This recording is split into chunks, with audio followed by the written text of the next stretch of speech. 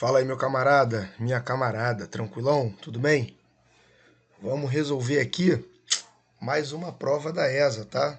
Essa prova é do ano de 2018, ela foi realizada, né, o concurso realizado em 2018 para selecionar os candidatos que se tornariam alunos, né, da ESA e posteriormente sargentos e fariam o curso em 2019 e 2020, tá?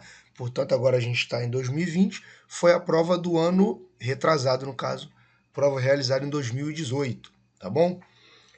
Vamos começando com essa questão, na verdade, a prova bem tranquila, bem característica do concurso da ESA.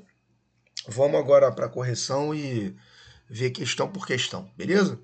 Ó, a primeira que está aí fala o seguinte: o processo de integração funcional que ocorre entre dois ou mais núcleos urbanos limítrofes, ou seja, que tem limite um com o outro, né? Cuja população compartilha a infraestrutura urbana e a rede de distribuição de bens e serviços, provoca uma dinâmica de fluxos, na qual muitos trabalhadores se movimentam diariamente. Opa, movimentam diariamente, isso quer dizer muita coisa. Entre os municípios da região metropolitana, retornando aos seus lares após a jornada de trabalho. Esse enunciado, ele fala de, ele na verdade dá uma série de informações interessantes. Primeiro que ele fala do fenômeno da conurbação, né? O pessoal que já estudou geografia urbana, o camarada sabe que conurbação é aquele processo no qual a mancha urbana de dois ou mais municípios elas se expandem horizontalmente até chegar ao ponto delas praticamente se juntarem, né? E aí a gente não conseguia ali definir muito bem aonde está, onde acaba um município, onde começa outro município. Ele está falando desse processo de conurbação. E aí aquela parada, né? Quando nós temos um conjunto de cidades conurbadas, nós temos a origem de uma região metropolitana, tá? Como existem algumas aqui no nosso país, formadas por municípios conurbados. E costuma ocorrer muito dentro dessas regiões metropolitanas, desse aglomerado de municípios conurbados, um tipo muito característico de migração, que é aquela migração que, sei lá, boa parte, não sei exatamente quantos por cento, mas muita gente, grande parte da população brasileira faz. O camarada mora em um município e ele trabalha em outro município próximo a esse município onde ele mora, né?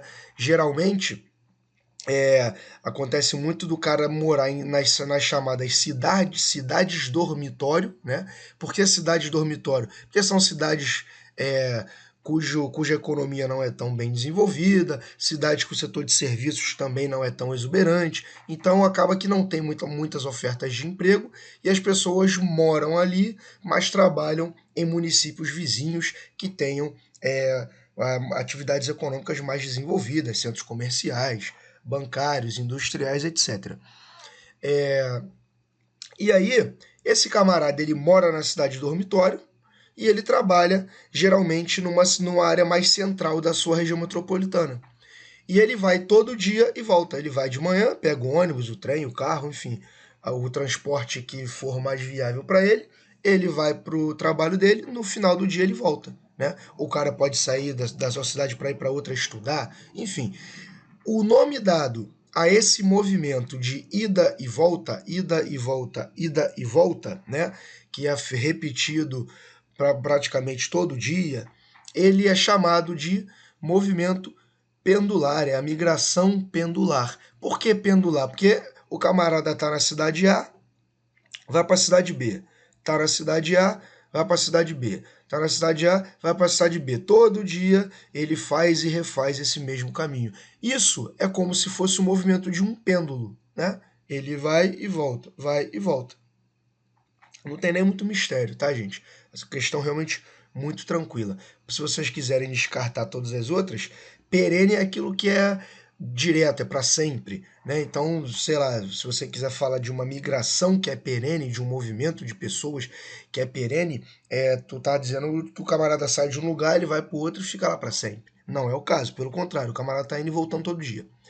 Interregional, aí eu já estou falando sobre uma migração entre regiões diferentes, no caso uma migração seria bem mais longa, né? O cara tem que atravessar distâncias mais longas, e possivelmente ele não vai refazer isso todos os dias. Sazonal tem a ver com migrações que são temporárias e estão relacionadas principalmente às estações do ano. Isso é muito feito, inclusive, por animais, tá? Os animais que, às vezes, vamos supor, ele mora num determinado local. Quando chega o inverno, bate um frio danado, ele, para fugir do frio, ele vai para áreas mais quentes, e depois, quando acaba o inverno naquela região onde ele estava, ele volta, por exemplo, para aquela região onde ele estava anteriormente. E para nós, seres humanos, a migração sazonal hoje em dia tem muito a ver com atividades agrícolas, né? Tem muitos moradores que moram numa determinada área e eles migram durante determinada época do ano para áreas na qual uma estação do ano é propícia para a plantação, a colheita de determinado produto agrícola, beleza? E por último, o êxodo rural. O êxodo rural ele é muito característico, né? Aquela migração que aconteceu muito no Brasil. Na verdade, aconteceu e ainda acontece em alguns locais do mundo, e que está muito relacionado ao processo de industrialização, do processo de urbanização, né, no qual o camarada sai das áreas rurais e vai morar nas cidades. Mas nesse caso, ele vai morar de maneira permanente. Ele não fica indo e voltando todo dia, como é o caso da migração pendular. Beleza? Portanto, nessa questão aqui nós temos como gabarito a letra D, sem muito mistério. Deixa eu passar aqui. Opa, beleza. Vamos lá, pessoal, mais uma questão aqui. O fenômeno influenciado pela massa de ar polar atlântica e responsável por provocar queda brusca de temperatura e ventos frios no centro-oeste do Brasil é chamado de... Beleza, olha só. Está falando da massa polar atlântica. A massa polar atlântica, como a gente sabe, é uma massa de ar fria e úmida, beleza? Só a gente vê aqui, polar, porque ela foi formada, ela é formada nas áreas próximas ao Polo Sul, no caso. Então, naturalmente, ela vai ser fria, beleza? E como o próprio enunciado diz, ela vai causar queda de temperatura, ou seja, vai deixar mais frio, e leva esses ventos frios. Aqui na questão ela fala do centro-oeste do Brasil, beleza? Mas esse fenômeno também acontece na região norte, na Amazônia, que inclusive é o mais famoso. São dois fenômenos, é o mesmo fenômeno, na verdade. Quando acontece na Amazônia ele é mais famoso, mas ele também ocorre na região centro-oeste. E o nome desse fenômeno é o gabarito dessa questão. Uma coisa para ajudar a gente é o seguinte, cara. Ele fala de uma massa polar, então ela é fria. Ele fala de queda brusca de temperatura. Ele fala de ventos frios. Cara, o nome possivelmente vai ter relação com o frio, né? E aí, quando você olha aqui as alternativas, restam duas alternativas possíveis. A letra A, friagem, e a letra C, frente fria. De fato, a massa polar atlântica ela causa esses dois fenômenos aqui, a friagem e a frente fria, porém em locais diferentes. Então não tem muito mistério.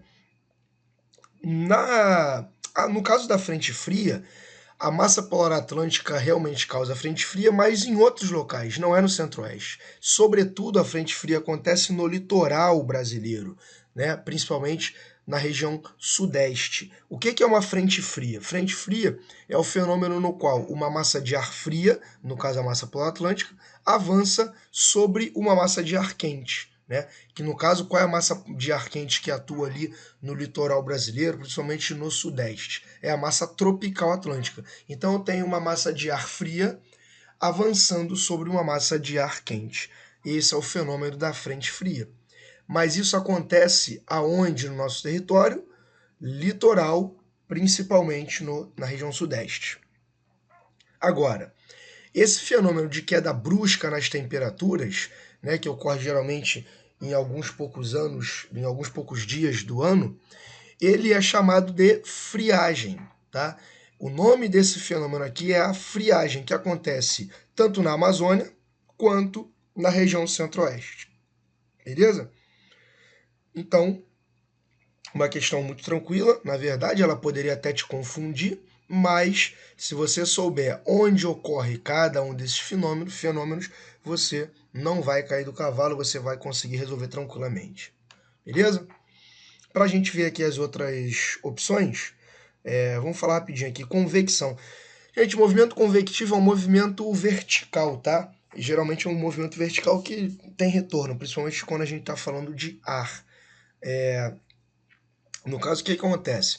O ar que está próximo à superfície, quando ele se torna mais quente, né, ele se torna menos denso, mais leve e acaba subindo. Tá? E aí, obviamente, aquele ar que está lá em cima, quando ele se torna mais frio, ou seja, mais denso, ele acaba também descendo. Então, são movimentos verticais, geralmente, falando aqui, né, sobre clima, já que a questão fala sobre dinâmicas climáticas, fenômenos climáticos e tal. O ar que está próximo à superfície, né, mais abaixo, esquenta, sobe, movimento vertical para cima. Enquanto o ar que está nas partes mais acima, mais distantes da superfície, quando eles se resfriam, se tornam mais pesados, mais densos e acabam fazendo um movimento vertical mais para baixo, eles descem, beleza? Isso aqui seria a convecção. Orográfica. Gente, orográfica tem a ver com barreiras orográficas, chuva orográfica. No caso, a chuva orográfica é aquela chuva causada por uma barreira orográfica. Como assim? Quando eu tenho uma massa de ar úmida, quando eu tenho ar úmido, e ele entra em contato com uma barreira orográfica, ou seja, uma área que tem uma altitude maior, mais elevada, essa massa de ar acaba se condensando e aí causando a chuva, beleza? Isso seria a chuva orográfica. E letra E, inversão térmica. A inversão térmica é até interessante, as pessoas às vezes confundem, acham que a inversão térmica é um impacto ambiental, né? Um problema causado pelo ser humano. Na verdade, a inversão térmica é um fenômeno natural, ela acontece naturalmente, mas ela, aliada à besteira que o ser humano faz, pode sim ser prejudicial, tá? Vamos explicar direitinho. Pessoal, quando a radiação solar ela chega até a superfície, ela geralmente é refletida. Portanto, uma coisa que vocês não podem esquecer: o que faz o ar ficar mais frio ou mais quente não é a radiação solar em si, beleza? É a superfície. Sobretudo, quando a superfície reflete esse calor. Ela passa esse calor para o ar, beleza? E aí, olha só que interessante. Quando o ar próximo da superfície esquenta, ele acaba se tornando mais leve, menos denso, como a gente já falou ali nos movimentos convectivos. Então ele sobe. Quando esse ar sobe, ele está fazendo um movimento convectivo. Em compensação, o ar que está mais acima, mais distante da superfície, por ser mais frio do que esse ar que está subindo, ele se torna mais denso, mais pesado e desce. Faz um movimento vertical para baixo. Beleza? Então, isso costuma ocorrer todos os dias. Tá? Agora, quando chega o inverno, acontece de ficar mais frio por conta da menor atuação da radiação solar, ou seja, chega menos radiação solar na superfície, a superfície passa menos calor para o ar próximo a ela. E aí, esse ar que recebeu menos radiação solar, menos energia, menos calor, ele não fica quente. Isso acontece sobretudo durante a madrugada, né? Quando toda a radiação solar que tinha ali naquela área ele já foi embora, o sol ainda não nasceu, então você tem aquele ar ali embaixo que fica preso. Por quê? Ele é um ar que já está frio. Ele já está frio, então ele já está denso, ele já está pesado, ele não tem mais para onde cair. Beleza? E não tem também para onde subir. Por quê? Porque ele está mais denso do que o ar que está acima dele. Então, aquele fenômeno, né, de o ar quente subir e o ar frio descer, ele é quebrado, ele não acontece mais. E aí sim, isso é um fenômeno natural que acontece sobretudo no inverno, durante as madrugadas principalmente. Tá? Agora, quando isso ocorre aliado à poluição causada pelo ser humano, queima de combustíveis fósseis, né, atividades industriais e por aí vai, aí nós temos um problema. Por quê?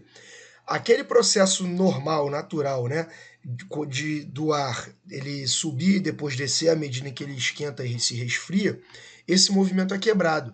E aí o ar fica parado, o ar próximo à superfície, ele está frio, não fica mais leve, não sobe, e ele fica ali parado. Então, aquele ar não se renova, entre aspas. E aí ele fica cheio, carregado, né, de toda aquela poluição sem que ela seja dispersada, beleza? Enfim, aproveitei para explicar cada um desses fenômenos aqui, acabamos levando um pouquinho de tempo, mas o importante é que vocês tenham o máximo de informações possíveis, beleza?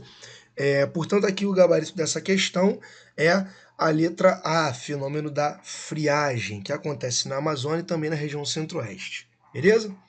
Partindo para a próxima.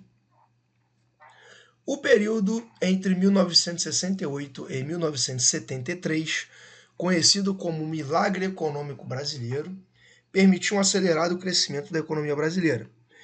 Nesse período, diversos programas nas áreas de transportes, infraestrutura e energia foram implementados, visando acabar com a estagnação e estimular o desenvolvimento do país. Tudo muito bonito, beleza.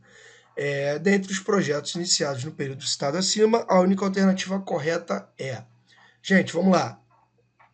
Esse período aqui que a questão está tratando é o período chamado do milagre econômico, tá? O que é o milagre econômico? É quando a economia de um determinado país ela cresce muito aceleradamente durante um determinado tempo. Então, por exemplo, se a economia de um país ela cresce 5 anos seguidos a 10%, né? 10%, PIB é o Produto Interno Bruto, a soma de todas as riquezas geradas num país. Se o PIB ele cresce 10% ou mais de 10%, ou algo próximo disso, todo ano durante 5 anos, nós temos um milagre econômico nesse período de 5 anos. Tá?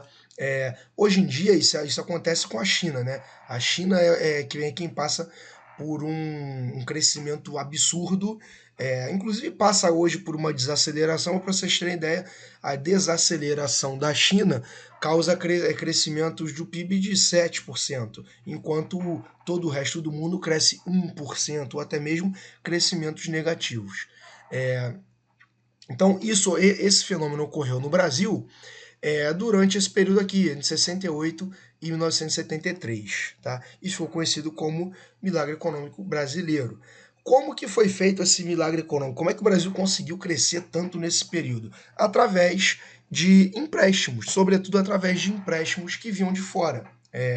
Muitas vezes empréstimos vindo em moeda estrangeira, sobretudo o dólar. Tá?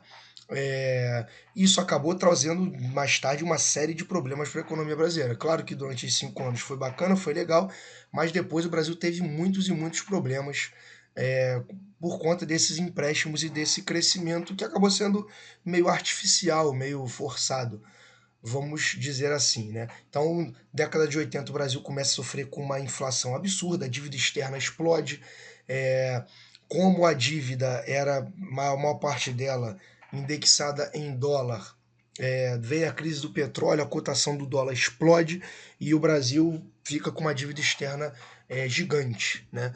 Então, assim, foi um milagre econômico, foi bacana, ok, que depois acabou trazendo problemas para a economia brasileira. Mas, nesse período, uma série de investimentos foram feitos e que acabaram, alguns deles trazendo esse chamado milagre econômico. Algumas coisas não tiveram muito sucesso, outras tiveram sucesso. No caso dessa questão, ela trata de uma coisa que teve muito sucesso, na verdade. Né? E aí, assim, como é que a gente vai resolver essa questão? Cara, é o seguinte, a gente vai ver o período, né, do qual ela trata e vai olhar as alternativas. Qual dessas alternativas ocorreu, qual desses projetos ocorreu no período tratado pela questão?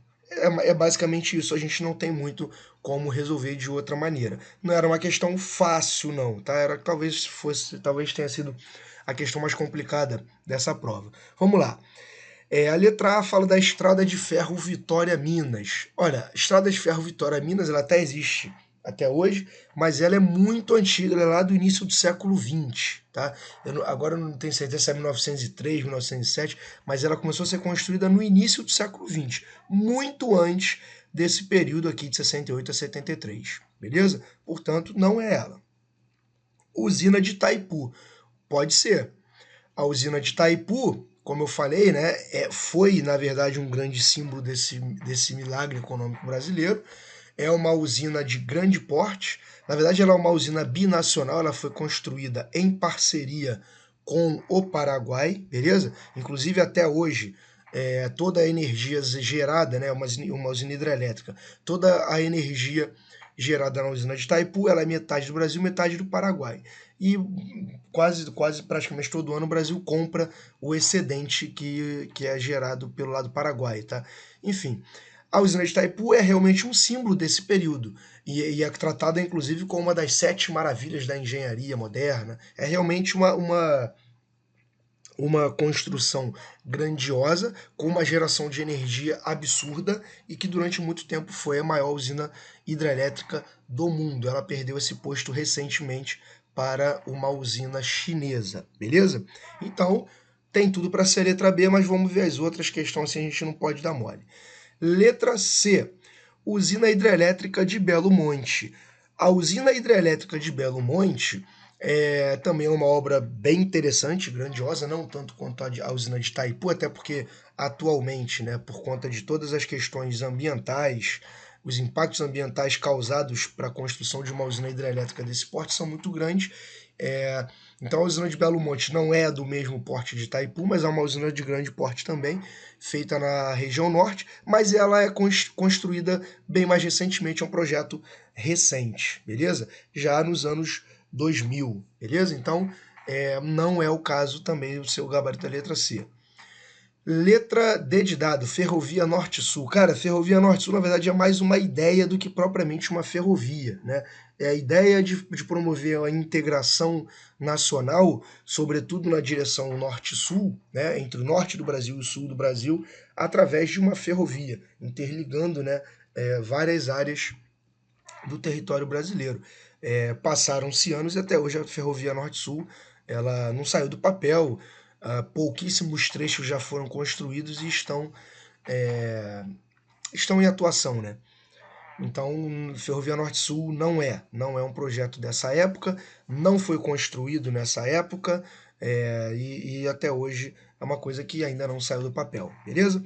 E letra E, usina hidrelétrica de Jirau. Também é uma usina hidrelétrica, né, de um processo, de um projeto mais recente, já dos anos 2000. Portanto, realmente, o gabarito dessa questão é a letra B, usina hidrelétrica de Itaipu. Beleza? Bom, vamos para a próxima questão. Nós temos aí questão bem tranquila, bem direta, objetiva e bem fácil, né? Realmente não tem muita dificuldade, não. Tem até pode talvez uma pegadinha, mas não dá para a gente vacilar, não. Vamos lá. Sudene, Sudã e Codevasp são exemplos de... Bom, se o camarada souber o que é a Sudene, o que é a Sudã e a Codevasp, fica mais fácil ainda dele acertar essa questão. Sudene é a Superintendência de Desenvolvimento do Nordeste. Sudã, Superintendência de Desenvolvimento da Amazônia. E a Codevasp é a Companhia de Desenvolvimento dos Vales do São Francisco e do Parnaíba. Qual é o contexto, né, da criação desses órgãos? Seguinte, o Brasil ele tem como uma característica marcante, uma característica histórica, né, uma pouca integração nacional. As suas diversas áreas elas não são muito bem integradas e algumas delas elas acabam sendo negligenciadas, ficando marginalizadas do progresso nacional que acontece nas áreas mais centrais. Isso acontece muito hoje em dia, sobretudo na região Nordeste, na região Norte, mas principalmente na região Nordeste. E Qual é o problema disso? O problema disso é que você acaba tendo uma grande desigualdade regional, uma desigualdade em relação à economia, a desenvolvimento industrial, a qualidade de vida da população dessas áreas.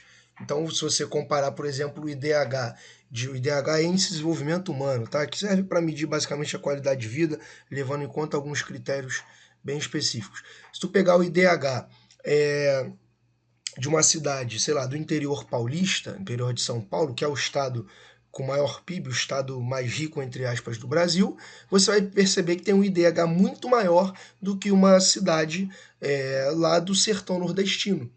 Isso é basicamente uma regra, é quase que uma regra.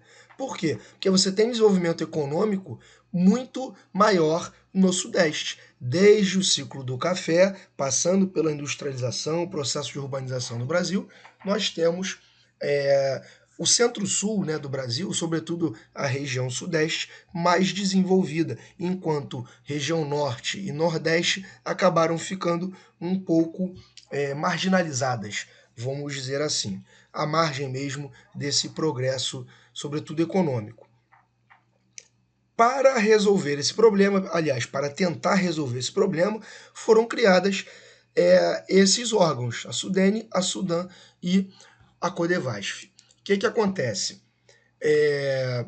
Qual dessas alternativas aqui representa o gabarito? Cara, não tem mistério nenhum. A única alternativa que poderia ser uma pegadinha era a letra A. Por quê? Eu falei, né? Sudene, Superintendência de Desenvolvimento do Nordeste. Opa, Nordeste. Codevasf, Companhia de Desenvolvimento do Vale do São Francisco e do Parnaíba. Opa, Vale do São Francisco. Aí Sudã, Superintendência de Desenvolvimento da Amazônia. Opa, tranquilo, Amazônia. Aí o camarada vai lá e marca a letra A. Só que, cara, Sudene, Sudã e Codevasf não são hidrelétricas. Beleza? Elas não são usinas hidrelétricas. Tá? Elas, na verdade, são órgãos, superintendências, são companhias. Portanto, o gabarito é a letra D de dado. São órgãos de desenvolvimento regional. Desenvolvimento regional para quê? Justamente para corrigir essa característica que eu falei, né, sobre o território brasileiro, de ter pouca integração e de ter uma desigualdade regional bem marcante. Tranquilo? Só para a gente excluir as outras alternativas, temos aqui letra B, empresas estatais de siderurgia. Não empresas estatais de siderurgia, a gente tem, por exemplo, a CSN, a Vale do Rio Doce, né, que teve lá o desastre Brumadinho e que já há muito tempo completamente privada. Planos econômicos para controle da inflação. Não, na verdade, esses planos econômicos, o próprio nome já diz, né, são planos econômicos para controlar a inflação. Isso aqui foi muito comum na década de 80 e 90, a grande maioria desses planos não deu certo, né? A gente falou do milagre econômico brasileiro. O milagre econômico brasileiro teve como uma das consequências, por conta das grandes dívidas contraídas, exatamente uma inflação galopante, uma inflação absurda, sobretudo na década de 80. E aí na década de 80 e 90 foram feitos uma série de planos econômicos para tentar controlar essa herança complicada da inflação, beleza? E por último, empresas privadas de siderurgia. Não são empresas privadas de siderurgia, na verdade, inclusive são órgãos estatais, então elas não são privadas e também não são de siderurgia. Tranquilo? Partindo para a próxima questão, nós temos outra questão também que é bem tranquila. Camarada, meu irmão, tu lê o livro do edital, tu consegue fazer essa questão. Não tem mistério nenhum. Tu só precisava ler o livro do edital, tá? E é o que eu sempre falo. O camarada ele pode comprar o curso que ele quiser, o camarada pode comprar a apostila que ele quiser, ele pode assistir aula com o professor que ele quiser. Meu irmão, nada substitui a leitura do edital, beleza? Nada substitui a leitura do edital. Isso aqui é uma questão clássica, típica, em que se o camarada pegou o livro do edital para ler, ele não vai errar, tá?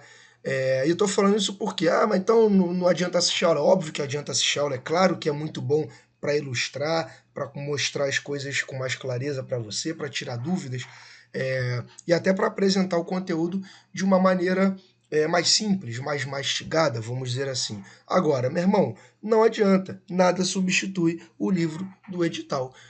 é óbvio que num livro gigante, como são os livros da bibliografia de geografia e história, por exemplo, naqueles livros gigantes, em uma aula você não vai ter todos os detalhes. E a prova da ESA costuma pedir alguns detalhes de rodapé. Então, meu irmão, ou então detalhes de figuras, né? De gráficos que aparecem lá no livro. Então, cara, nem sempre nem sempre não, nunca todos esses detalhes, todas essas informações que estão no livro, elas serão contempladas numa apostila, numa aula, numa resolução de exercício, seja lá o que for. Então, é fundamental que você leia o exercício, beleza? Aliás, leia o exercício. É fundamental que você leia o livro do edital, tranquilo? Mas enfim, vamos lá. O que ele pede aqui? Outra parada que é interessante, tá? Tem que ter atenção, o camarada que está fazendo concurso público. Ele está pedindo a ordem crescente. O que significa a ordem crescente? Do menos para o mais. Eu tenho o menor que está aumentando, que está crescendo do menor para o maior. Beleza? Então, ele está falando da oferta interna de energia por fonte de energia no Brasil e ele pede a ordem crescente da oferta interna de energia do Brasil. Beleza. Então, vamos lá. Não tem muito mistério, o camarada simplesmente ele tem que saber o seguinte, que dentre essas opções aqui, a que vai apresentar a ordem correta, a ordem crescente correta, é a letra E, tá? Hidráulica, vamos só para a gente ver uma por uma, hidráulica não é a menor oferta de energia elétrica do Brasil, pelo contrário, o Brasil é um país que se destaca muito pela produção de energia hidrelétrica. B. Derivados de cana-de-açúcar, carvão mineral e hidráulica. Não. Na verdade, os derivados de cana-de-açúcar, sobretudo desde do etanol, eles têm um certo destaque na geração de energia brasileira, beleza? Então ele não é a menor. Letra C, petróleo, gás e derivados. Gente, o Brasil tem muita produção de petróleo, tá? Sobretudo, lembrando, petróleo brasileiro encontra-se principalmente offshore, ou seja, em áreas no mar, regiões marinhas. A maior produtividade na Bacia de Campos, sobretudo no litoral do Rio de Janeiro, e agora tivemos a descoberta do pré-sal, que tem um reservatório imenso de petróleo e de gás, que inclusive coloca o Brasil no ranking, né, dos 10 países com maiores reservas de petróleo. Então, o Brasil tem, na verdade, uma grande oferta de petróleo e gás natural e seus derivados, beleza? Letra D, hidráulica. De novo, a hidráulica sendo a primeira. Não, hidráulica ela não é uma fonte pequena de energia do Brasil, né? A gente já viu que ela tem um peso, uma participação muito grande. Então podemos descartar a letra D. Tu vê que eu não estou nem seguindo, né, o resto das alternativas, porque a primeira ela já entrega. Ela já entrega que está errada. É só a gente saber que a questão de falar falando do quê? De uma ordem crescente. Então ela quer dar menor para o maior. Né? Agora, a gente vai para a letra E, carvão mineral. Bom, carvão mineral a gente sabe que realmente o Brasil não tem grandes reservas de carvão mineral, o que tem é principalmente na região sul, e ainda assim não é um carvão mineral com muita qualidade, é um carvão mineral que, pelo contrário, tem uma concentração de carbono menor. Então é um carvão mineral de qualidade inferior. Tá? Então, já faz sentido ser a letra E. Se a gente observar, lembrando que ele fala de ordem crescente, que as outras fontes elas estão numa ordem crescente, é a letra E, o gabarito. Portanto, carvão mineral, beleza, mais baixa. Depois hidráulica. Tá, hidráulica é maior, a oferta de energia hidráulica é maior do que a oferta de carvão mineral, até aqui tudo bem. E depois vem petróleo, gás e derivados. Realmente, a oferta de petróleo, gás e derivados é maior do que a oferta tanto hidráulica quanto de carvão mineral. Então, meu irmão, não tem muito o que pensar. Temos como gabarito dessa questão a letra E. É só o cara ler o livro, né? Se ele ler o livro do edital, ele vai saber essa informação E se ele tiver atenção para resolver a questão, se ligar nesse detalhe aqui, ó, ordem crescente, ele consegue matar sem muita dificuldade, beleza? Então, não dá mole, irmão. Para fazer concurso, o cara tem que ter sabedoria. Sabedoria, a princípio, é o quê? Primeiro, tu tem que saber a matéria. Para tu saber a matéria, nada melhor do que você ler o livro do edital. Segundo, tu tem que ter malandragem, tem que ter jogo de cintura para fazer uma prova. E aí, isso significa o quê, irmão?